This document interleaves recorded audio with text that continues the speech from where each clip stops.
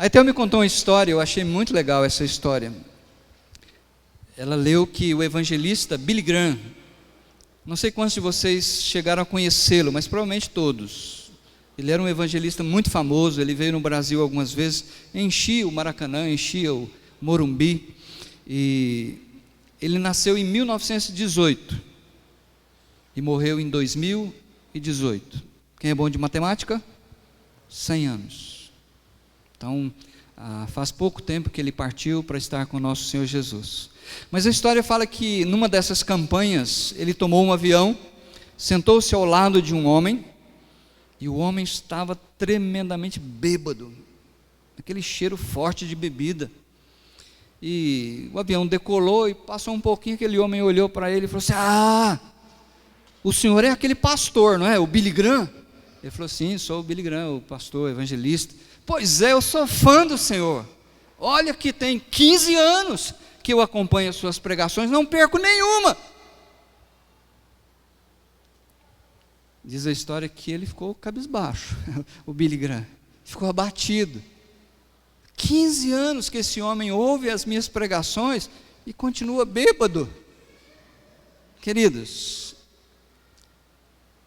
a palavra de Deus diz que a palavra que sai da boca de Deus é viva e eficaz. É igual uma espada de 2 gumes. Tem uma capacidade de penetração muito grande. A questão é que muitas vezes nós estamos assentados, mas nós não estamos aqui. Por isso precisamos pedir ao Espírito Santo que nos ajude.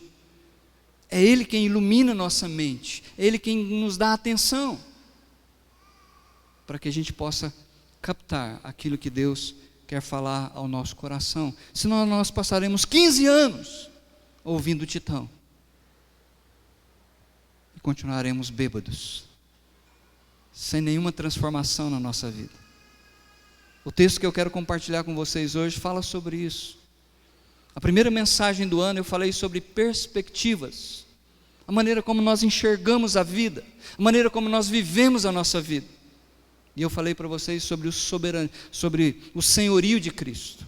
Essa tem que ser a minha, a sua perspectiva na jornada. Jesus é o Rei, Ele é o Senhor de tudo que existe, inclusive da minha vida.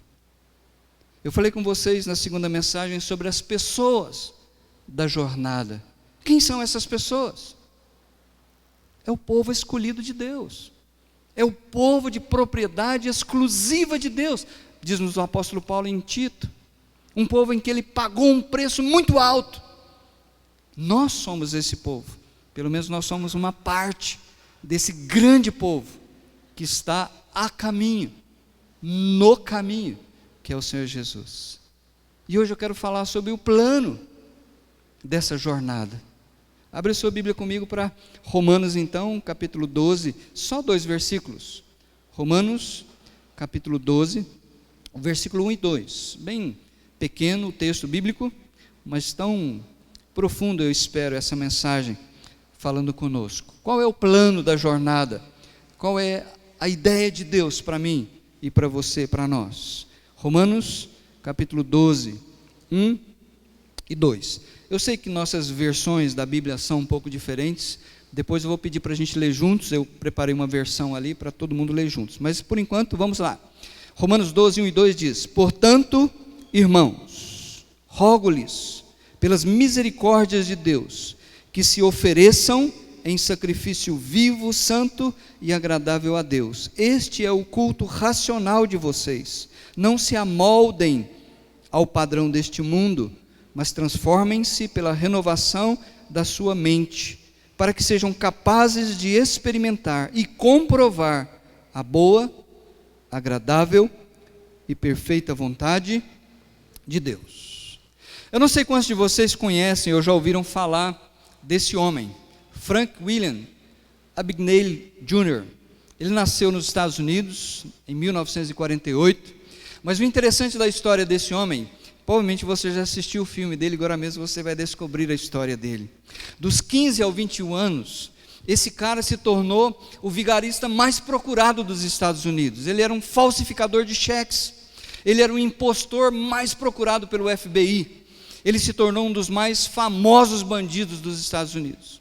O FBI levou nada menos do que 6 anos para prendê-lo.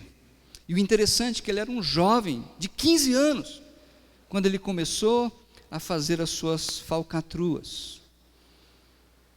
Frank William Abagnale Jr. Ele assumiu várias identidades durante a vida dele. Durante esses 6 anos. A primeira delas foi como professor.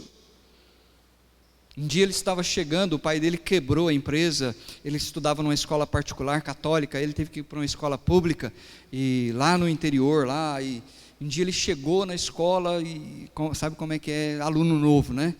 E ele então, ele conta que, ao chegar lá, ele percebeu que a sala estava sem professor. A mãe dele era francesa, e ele foi criado falando francês, e a professora que faltou era justamente a professora de francês. Então aí ele já começou, entrou na aula como professor, botou todo mundo para aprender. Depois de um bom tempo, que a escola descobriu que ele não era o professor substituto.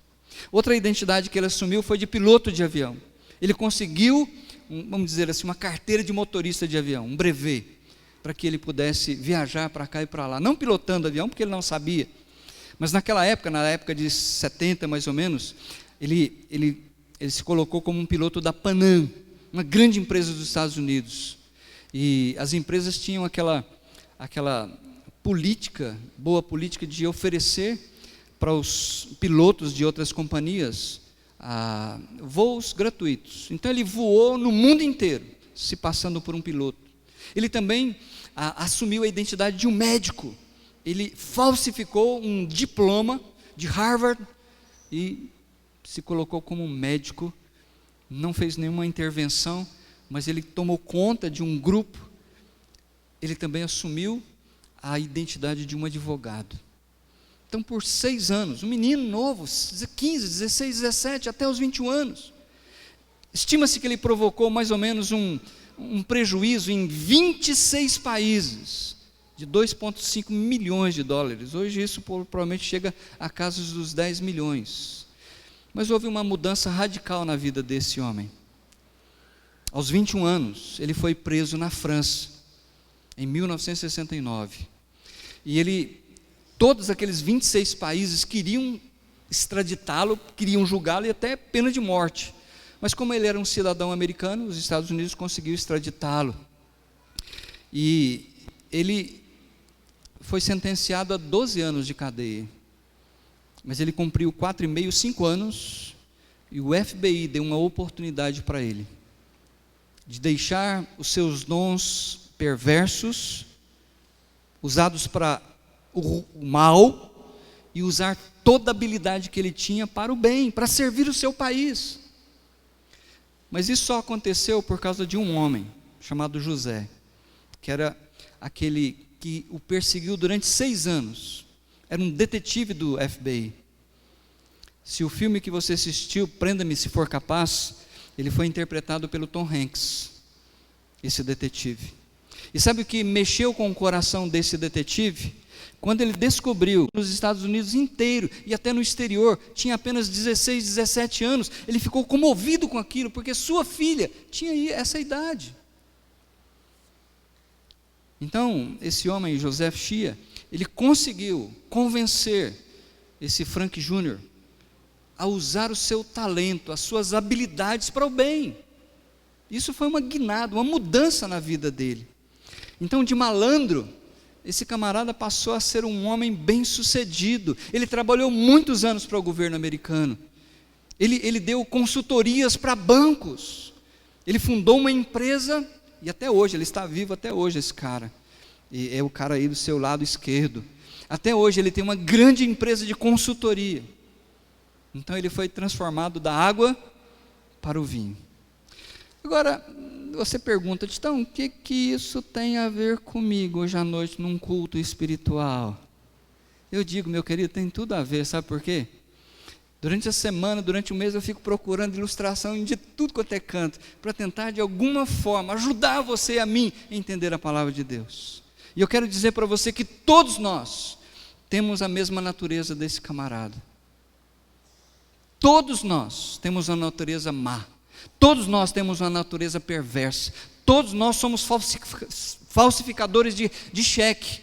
Opa, Titão, para aí, eu nunca dei um cheque falsificado. Você não deu pela graça de Deus, porque o potencial está aqui dentro de nós. Todos nós temos um potencial ruim, porque nós viemos de Adão. Nós recebemos uma natureza pecaminosa, e todos nós temos uma potência muito grande para desobedecer a Deus. Eu quero dizer para você que obedecer a Deus é a coisa mais difícil que tem. É ou não é? Ou você obedece a Deus de maneira assim, tirando de letra? Não, porque isso vai contra a nossa natureza. Mas desobedecer a Deus, é tão fácil, porque isso faz parte da nossa natureza.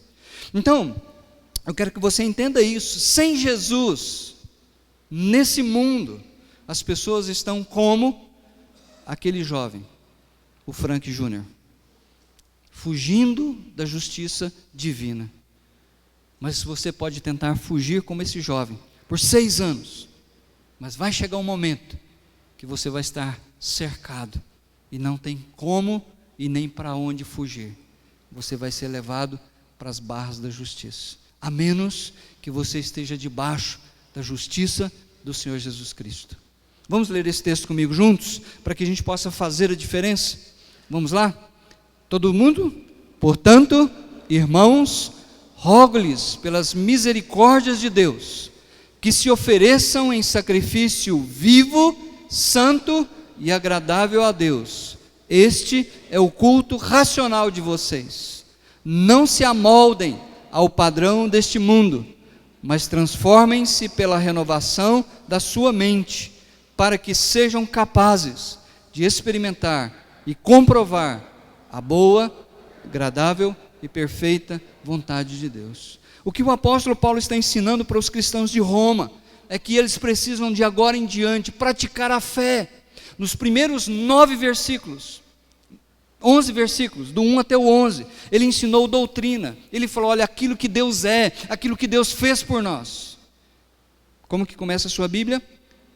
Portanto, irmãos. Talvez na sua Bíblia esteja, rogo-vos, pois, irmãos, dependendo da sua versão. Mas olha, esse pois, ou esse portanto, é uma conclusão de tudo que ele veio ensinando nos versículos anteriores. Então daqui para frente ele está dizendo, então por causa disso, o que se espera de você é isso aqui, é a prática, é uma nova conduta. E interessante que ele não dá uma ordem, ele faz um apelo, ele apela ao bom senso dos cristãos de Roma e ao nosso bom senso. Um apelo para que os cristãos consagrem, dediquem a sua vida a Deus. Olha como ele começa, irmãos. Portanto, irmãos. Ele não está fazendo um apelo para as pessoas lá de fora, ele está fazendo um apelo para as pessoas aqui de dentro, para o povo exclusivo de Deus que está na caminhada. Irmãos, é você, essa palavra é para você, é para mim. Rogo-lhes pelas misericórdias de Deus. 3 áreas nesse pequeno texto que ele vai trabalhar, em que nós precisamos de consagração, de dedicação da nossa vida. Primeira delas, o seu corpo, dependendo da sua tradução. Ofereçam o seu corpo, é a sua vida, aquilo que você é, a sua essência. A sua mente, ele fala de transformar a mente, e ele fala da vontade. A base que ele está apelando para você hoje à noite, a base que ele está dizendo, olha, vale a pena você consagrar a sua vida, é a misericórdia de Deus. Nós somos o que somos, pela misericórdia de Deus, não porque nós somos bons. Nós somos o povo da jornada, não é porque Deus olhou para Marci e falou, não, mas Marci, olha, esposa do Chico, mãe do Chiquinho, não, eu quero, não. A Bíblia diz que ele escolheu as coisas piores desse mundo, aquilo que não era, aquilo que não tinha valor, diante dessa sociedade, para mostrar a glória dele na vida de cada um de nós. Quando nós entendermos quem é Deus, E quando nós entendemos o que esse Deus fez por nós, meus queridos, não vai restar alternativa voluntária de nós nos dedicarmos, de nós oferecermos a nossa vida em gratidão a Deus, por tudo que Ele é e por tudo que Ele fez por nós. Então, em primeiro lugar, eu quero que você guarde na sua mente e no seu coração, que Deus quer de você hoje à noite, uma consagração da sua vida. Esse é o maior dom, o maior presente, a maior oferta que você pode oferecer a Deus em gratidão àquilo que Ele é e àquilo que Ele fez por você. A palavra que ele usa aí, rogo-vos, ou rogo-lhes, é a palavra grega parakaleo, é chamar ao lado, é colocar as mãos no ombro, é dar um conselho, é dizer: olha, meu querido, por causa de tudo isso que Deus é e por causa de tudo isso que Deus já fez por você, então eu peço que você consagre a sua vida. O que Deus já fez por nós? Ele vai alistar isso. Olha o que ele diz: rogo-lhes pelas misericórdia de Deus. O que a misericórdia de Deus fez conosco? Capítulo 1 e 2, ele vai ensinar que todos pecaram, a ira de Deus, o julgamento de Deus está sobre, acima de toda a humanidade, porque todos pecaram e carecem da glória de Deus.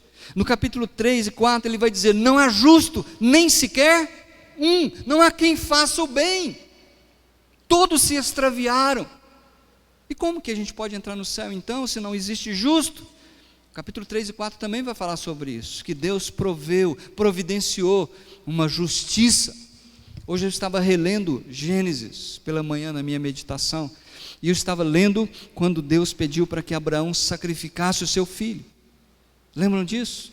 Eles vêm passo a passo, aí a equipe fica lá e eles sobem os dois juntos, a lenha nas costas do Isaac, o fogo na mão do pai, a faca para matar o cordeiro, e o Isaac olha para um lado, olha para o outro, fala: pai, o senhor esqueceu, cadê a ovelha?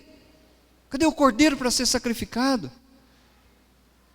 O pai olhou para ele e falou: ô bichinho, você vai ser o cordeiro. Mas ele fala algo tremendo pela fé: o Senhor proverá. E eu entendo que Isaac também teve que ter fé, porque ele já era um adolescente. Abraão já tinha mais de 100 anos, ele poderia ter empinado a carroça e dizer: pai, para aí, eu não, isso é problema do Senhor. Mas ele se submeteu também, ele foi colocado sobre o altar, ele construiu o altar com Deus, pedras, e ele deitou sobre o altar. Abraão o amarrou como amarra um cordeiro. Imagina o coração desse pai olhando para o filho, o seu único filho. Levou 25 anos para Deus dar esse filho para ele. Como é que ele ia explicar isso para Sara quando ele voltasse? E a Bíblia diz que ele pegou a faca, o cutelo, e quando ele foi matar o cordeiro, uma voz do Senhor diz: Abraão, calma, agora eu sei que você teme a Deus, não precisa mexer com o menino. E o que a Bíblia diz? Que quando ele olha para o lado, tinha um cordeiro preso pelos chifres nos galhos. E Abraão deu o nome daquele monte de o Senhor proverá. Jesus é esse cordeiro. Nós não temos justiça. Na verdade, quem merecia ser morto éramos nós, por causa do nosso pecado. Mas o amor de Deus foi além de Abraão. O amor de Deus não parou, foi até o fim, e deixou seu filho morrer na cruz do Calvário pelos nossos pecados, a ponto do Senhor Jesus gritar: Deus meu, por que me desamparaste? Então o capítulo 3 e 4 fala sobre isso. O capítulo 5 fala então agora, uma vez que eu e você cremos em Jesus, nós fomos justificados pela fé. E aí então ele vai falar dos efeitos de quem é uma pessoa justificada. Em primeiro lugar, nós temos paz com Deus. Justificados mediante a fé, temos paz. Nós não estamos mais fugindo como o Frank Bigney Jr. da polícia, do FBI. Nós não estamos mais fugindo de Deus como Abraão. Lembra quando Deus, lá no Éden, veio com a bola para jogar a bola no campinho com Adão? Cadê o Adão? Ô Adão! A Bíblia diz que ele se escondeu, ele fugiu. porque ele havia comido o fruto que Deus havia dito para ele não comer. E nós estávamos nessa mesma condição, mas não agora. Em Cristo, nós temos paz com Deus. Mais ainda, nós temos acesso. A oração do pastor não é mais poderosa do que a sua, porque todos nós somos o povo que estamos a caminho. Todos nós temos o mesmo privilégio de chegar no trono da graça de Deus através de Jesus. E todos nós temos a mesma esperança. Por isso no capítulo 6 ele vai dizer, olha, então Tiago, então Titão, então Francisco, daqui para frente, não viva mais correndo da polícia, não viva mais correndo de Deus, viva uma vida de santificação. Capítulo 7 ele vai dizer, olha, Wilson, não é fácil ser crente, tem lutas, às vezes o que você quer fazer você não faz, o que você não quer você faz, e aí então você fica desesperado, desventurado o homem que eu sou, quem me livrará desse corpo? E Paulo se lembra de Jesus. Então no capítulo 8 ele diz, nada pode nos separar do amor de Deus que está em Cristo Jesus. Isso é a segurança. E aí então nos capítulos 9 até o 11, ele vai dizer, olha, nós não somos Israel, mas Deus não rejeitou o seu povo. Eles estão sofrendo juízo por causa da desobediência, mas Deus tem um plano futuro. Um dia Ele vai restaurar o seu povo, e o seu povo vai reconhecer que Jesus é o Messias, e Jesus vai vir para sentar-se no trono do seu pai, Davi. Rogo-vos, pois, irmãos. Os irmãos são o povo da jornada, nós somos esse povo. Quando ele fala, olha, rogo-vos, pois, que vocês deem a Deus um culto racional, é sua cabeça. Vocês estão aqui prestando um culto racional a Deus. Eu não estou ludibriando ninguém, eu não estou impondo psicologicamente nenhum plano para levar você emocionalmente a fazer aquilo para você ser manipulado, não. Eu estou explicando as Escrituras e você está acompanhando racionalmente, logicamente, razoavelmente. É isso que ele está dizendo, que é o culto racional de vocês. Culto aqui é latreia, é o mesmo culto que os sacerdotes prestavam lá no Antigo Testamento. Os cristãos entenderam isso, mas esse culto não pode ser reduzido apenas a uma hora e meia que nós passamos aqui no domingo. A sua vida tem que ser uma vida que vive cultuando a Deus. Quando você toma refeição e abaixa sua cabeça e diz, Deus, obrigado, porque o Senhor é o provedor desse rango esperto aqui. Quando você vai viajar, quando você vai fazer qualquer coisa, rapidinho. Talvez você está num restaurante, tem vergonha de orar, não precisa fechar a cabeça, levantar as mãos e dizer, oh Deus de Abraão, Deus de Isaac, Deus de Jacó. Você vai ser expulso do lugar, não precisa disso não. Você baixa a cabeça, se não precisar baixar a cabeça, pode olhar com o olho aberto mesmo, mas dizer, Deus, eu te agradeço. Isso é culto, em todos os momentos. Em segundo lugar, ele fala de uma mente transformada. Rogo-vos, pois irmãos, pelas misericórdias de Deus, que vocês ofereçam-se em sacrifício vivo, santo e agradável a Deus, este é o culto racional de vocês. Não se amoldem, não se conformem com este mundo, mas transformem-se pela renovação da sua mente.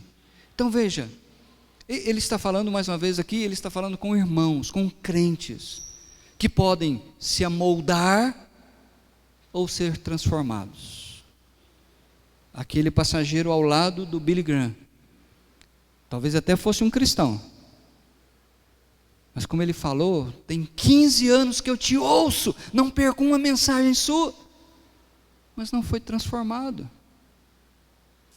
A palavra de Deus era pregada para ele. Qual era o efeito dessa palavra? Só tem dois: obediência, desobediência. E possivelmente nesses 15 anos, só desobediência. Mas quando nós rejeitamos a palavra de Deus, tem juízo, tem julgamento, tem disciplina, a menos que o arrependimento reverta essa situação.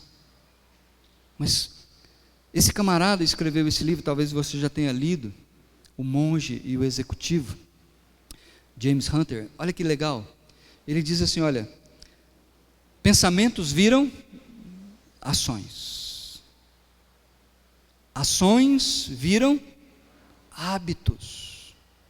Hábitos viram caráter.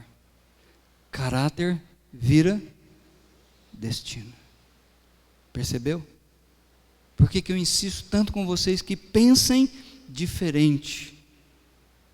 Não é como Roberto Carlos, mas é igual Roberto Carlos. Daqui para frente tudo tem que ser diferente, porque nossa mente, pelo poder do Espírito Santo, foi transformada. Nós antes estávamos vivendo nas trevas.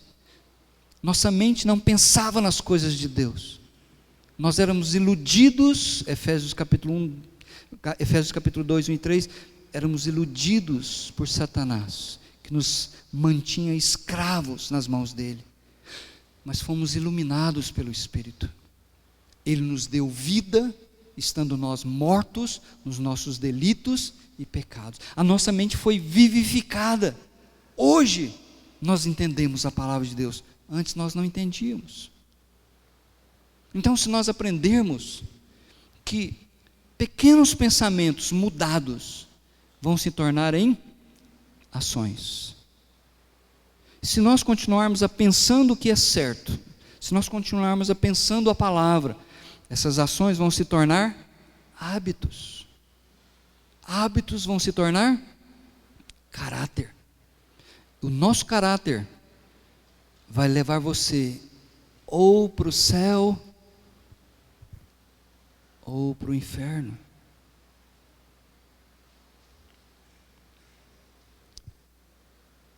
Frank, ele teve que mudar a mente dele. Quando o detetive do FBI conversou com ele, o instruiu, o motivou, diz: olha, você não é mais um bandidozinho que fica trocando cheques, que fica voando daqui para lá. Agora você está sendo convidado para servir o governo dos Estados Unidos. Agora você vai trabalhar comigo. Você vai usar todo esse potencial que você tem para o bem e não para o mal. Meus queridos, é isso que Deus faz com cada um de nós. Todos nós temos habilidades, todos nós temos dons e talentos.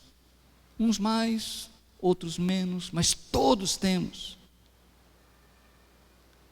A gente pode continuar usando os nossos talentos, ou podemos enterrar os nossos talentos. Nós podemos usar aquilo que somos para a glória do nosso Deus libertador, ou podemos enterrar aquilo que nós temos. Mas olha a diferença entre antes e depois. É isso que aconteceu na vida de cada um de nós que conhece a Jesus. Tem que haver um antes, tem que haver um depois. Mentes transformadas. Como que a sua mente vai ser transformada? Ouvir a palavra de Deus. É por isso que você está aqui dominicalmente. É por isso que você, às vezes você fala: não, mas eu nem lembro o que o Titão pregou domingo passado. Mas olha, a palavra de Deus diz que Jesus purifica a nossa vida através da palavra de Deus. Paulo disse que a fé vem pelo ouvir. Ouvir o quê? A palavra de Deus. Então pode ter certeza que a sua fé tem sido alicerçada, edificada, fortalecida a cada dia que você ouve a palavra de Deus. Segundo lugar, ler a Escritura. Apocalipse fala isso. É uma promessa, é o único versículo nas Escrituras que tem uma promessa maravilhosa para Ana Maria. Olha, Ana Maria, você será bem-aventurada, você será uma mulher feliz, se você ler, se você ouvir e se você guardar a palavra de Deus. Amém? Então é um outro exercício, não só ouvir, mas ler. Terceiro, estudar as Escrituras. A Bíblia diz que havia uns crentes lá na Bereia, né? Paulo havia fundado Tessalônica, perseguido, ele fugiu para uma cidade próxima chamada Bereia, e a Bíblia diz que os cristãos de Bereia eram mais nobres do que os de Tessalônica. Por quê? Porque eles estudavam as Escrituras. O apóstolo Paulo pregava, eles tomavam nota e depois eles vasculhavam a Escritura para ver se de fato as coisas eram assim. Terceiro lugar, memorizar a Escritura. O salmista gritou: de que maneira o jovem, o adulto, o homem e a mulher, pode viver na jornada de maneira limpa, santa, pura, santificado. De que maneira? E a resposta foi: guardo no coração as tuas palavras para não pecar contra ti. Você não precisa memorizar as escrituras no domingo à noite. Você precisa das escrituras memorizadas na sua mente e no seu coração. É nas tempestades da vida, é nas batalhas, é nas tentações. Quando Satanás vem para solapar a sua fé, é que você tem que sacar as escrituras e dizer: está escrito. Está escrito. Meditar. O primeiro salmo da escritura é como se fosse uma porta para o saltério. Bem-aventurados os que não andam nos caminhos dos ímpios, não se assenta na roda dos escarnecedores, não dão ouvidos para as balelas, mas o seu prazer está na lei do Senhor, e na sua lei medita de dia e de noite. Mas ninguém trabalha, não? A ideia de que você tem a palavra, e essa palavra vai sendo pensada, refletida, você vai anotando as suas dúvidas e você vai trazer para cá. É essa a ideia de refletir sobre a palavra. A minha pergunta hoje à noite é: quem controla a sua vida? Quem controla a sua vida é quem tem poder sobre a sua mente. As informações que você tem, que você guarda, ou é o mundo, ou é Deus. Quem controla a sua vida? Se você está sendo amoldado pelas coisas do mundo, então o mundo controla a sua maneira de vestir, a sua maneira de escolher as diversões, a sua maneira de gastar o dinheiro. O interessante é que a palavra conformado, não vos conformeis a este século, é a palavra esquema. Olha que interessante. Está dizendo: o crente não pode entrar no esquema desse mundo, porque o esquema desse mundo é pecaminoso, é um esquema que contraria a vontade de Deus, porque é rebelde à vontade de Deus. Mas a palavra transformado é a palavra metamorfose. Sabe quando a gente vê uma lagartixa dentro de um casulozinho? Você não vê, você olha de fora, mas você não vê o que está acontecendo lá dentro, mas lá dentro está operando uma transformação, uma metamorfose. E aí de repente aquele casulo eclode e sai de lá de dentro uma borboleta. O que aconteceu? Uma metamorfose. É isso que Paulo está nos ensinando. Não entre no esquema desse mundo, mas seja transformado pela renovação da sua mente. Não pense como as pessoas desse mundo pensam. Pense como os cristãos pensam. Pense como Deus quer que você pense. É por isso que Ele nos deu a palavra dEle. E nos estudos que nós viremos daqui para frente, nesse próprio capítulo 12, capítulo 13, 14, 15 de Romanos, ele vai falar como nós temos que pensar. Como tem que ser a nossa vida dentro da igreja. Como tem que ser a nossa vida lá no mundo. Como tem que ser a nossa vida com irmãos que ficam pegando no nosso pé. Tudo isso está aqui. Terceiro lugar é a vontade. Para mim essa cena do filme, Pegue-me se for capaz, é a cena emblemática do filme, em que o detetive tinha lutado, dado a sua vida para libertar esse camarada. Lembra que ele estava condenado a 12 anos de cadeia. Então ele ganhou a oportunidade de ser libertado da cadeia, da prisão, para servir o FBI ao lado do José, o detetive. Mas na primeira oportunidade, o que ele fez? Ele vestiu a sua farda de falsificação de piloto, e ele está caminhando em direção ao avião, e de repente lá atrás, ele ouve: ei, o que você está fazendo? E a fala que me emocionou foi o seguinte: ele diz: olha, eu dei a minha cara a tapa, eu dei a minha vida por você, eu briguei com o meu supervisor, eu briguei com o governo dos Estados Unidos por causa de você, para libertar você, porque você tem potencial para o bem, e você está querendo usar para o mal, mas eu não vou te prender. É isso que você quer? Saiba que tem 26 países que estão querendo a sua cabeça. Onde você pousar, você vai ser preso. e não tem mais como chorar.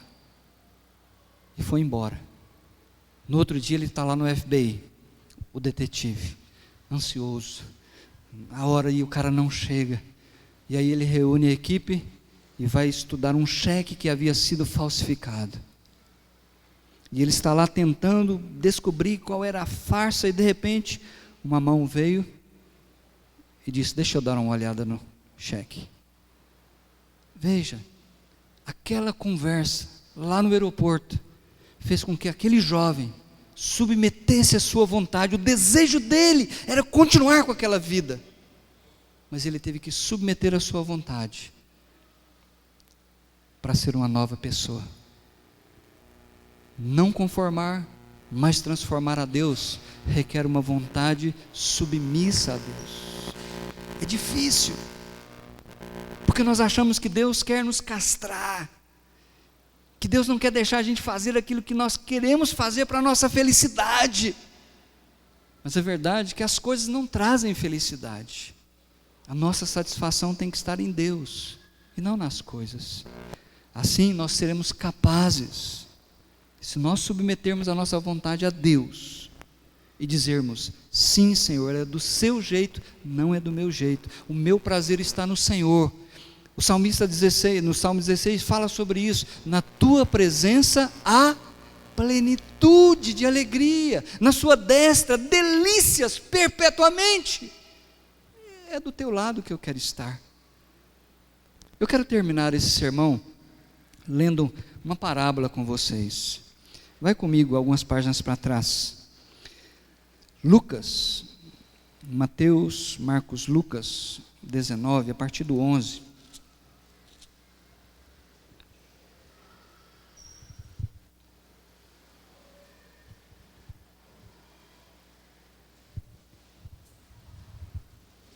Deixe-me ler o texto com vocês. Lucas 19, a partir do 11.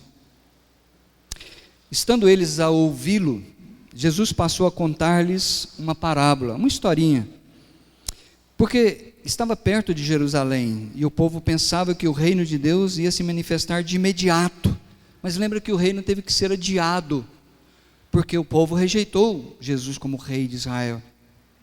Ele disse, agora ele vai falar da sua própria vida, através de uma historinha, através de uma parábola. Ele disse: um homem de nobre nascimento foi para uma terra distante para ser coroado rei e depois voltar. De quem que Jesus está falando? Dele mesmo. Ele é um homem de nobre nascimento, ele tem a descendência de Davi. Ele morreu, ele ressuscitou e ele foi para uma cidade longe, uma terra distante. Ele está hoje à direita do seu pai, entronizado. Mas ele não foi rei de Israel. Mas um dia ele voltará para reivindicar o trono do pai dele. E aí então ele diz assim no versículo 13: então ele chamou 10 dos seus servos e lhes deu 10 minas. Quantas pessoas? 10. Disse ele: façam esse dinheiro render até a minha volta.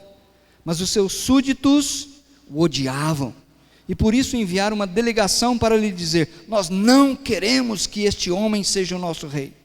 Contudo, ele foi feito rei e voltou.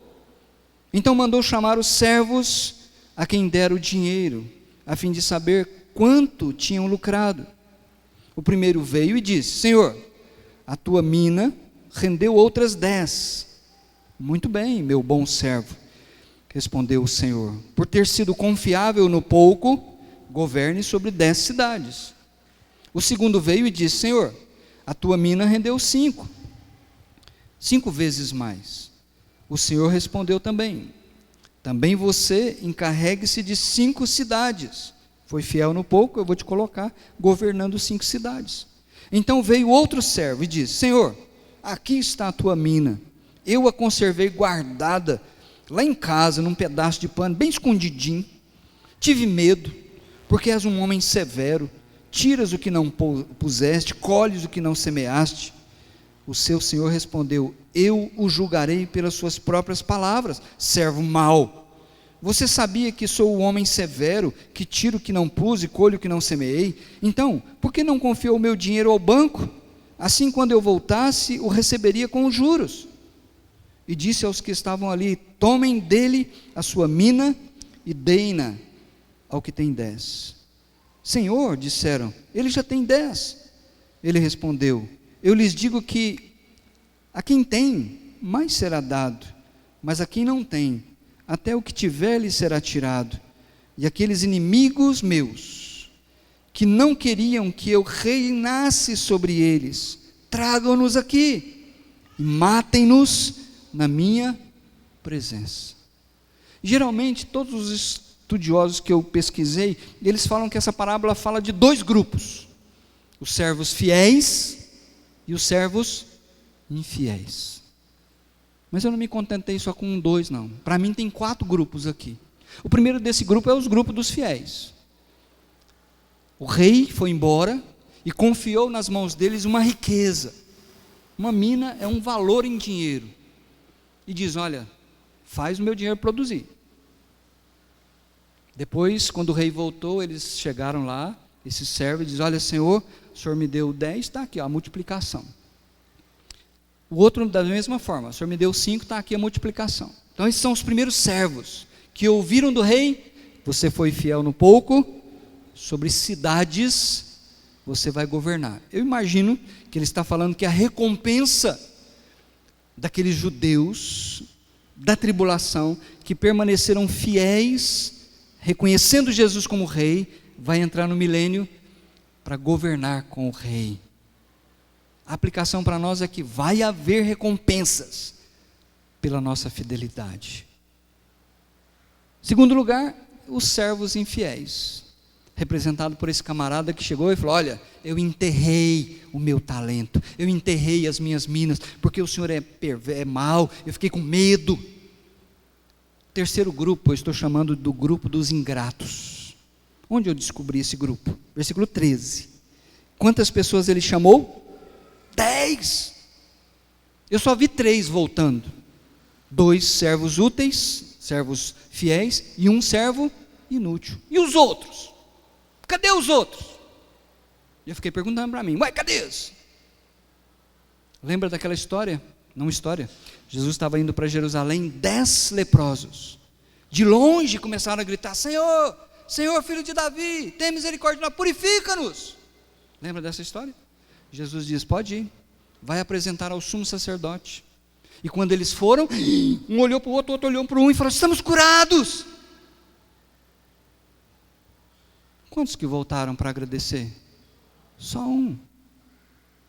Meus queridos, quantas pessoas são abençoadas por Deus? Quantas pessoas são alvo da misericórdia de Deus? Mas são ingratos, porque não voltam para agradecer, não reconhecem a sua misericórdia. Mas tem um 4º grupo. Qual é o 4º grupo? Está lá no último versículo. São os servos inimigos de Jesus, representados pelaquela geração de judeus incrédulos que gritaram: crucifica-o. Como ao longo da história e até os dias de hoje, existem inimigos declarados de Jesus. Hoje à tarde eu estava assistindo um documentário naquele canal History, falando da Bíblia que está escondida. Aí eu gosto desse trem. E nesse programa apareceram doutores da Bíblia, especialistas em religião,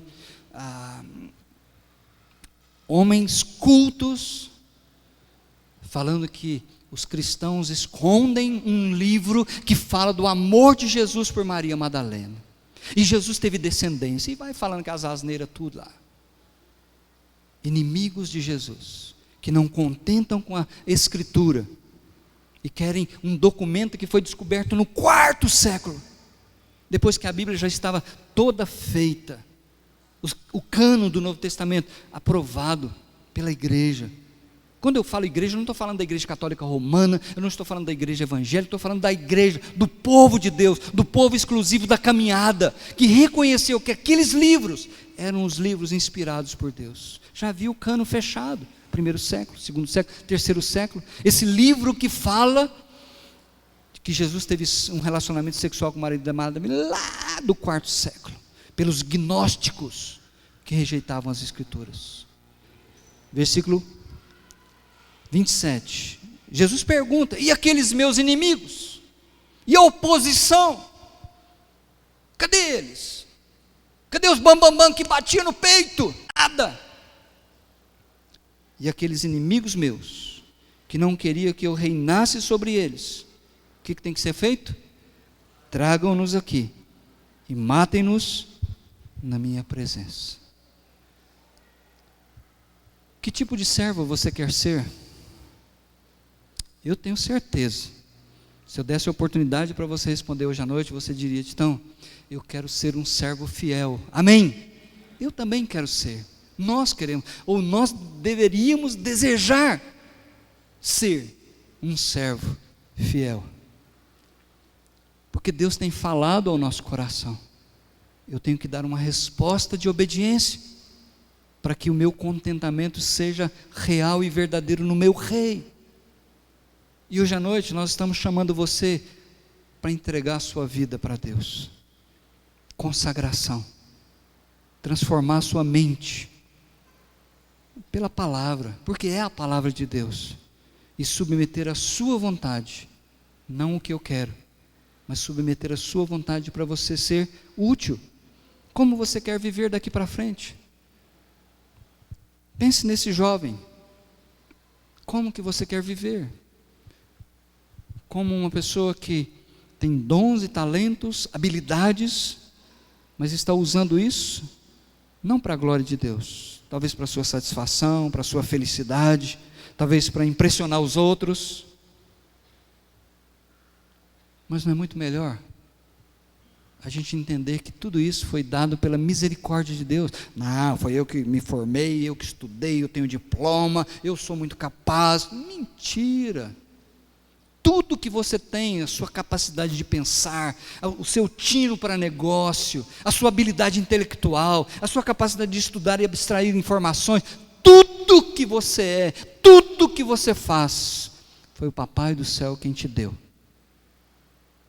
E um dia, Ele vai nos chamar para prestar contas. Eu quero ouvir, e eu espero que você deseje ouvir dos lábios dEle: muito bom, meu servo, você foi fiel no pouco, eu vou te colocar sobre o muito. Entra no gozo e na satisfação do teu Senhor. Amém?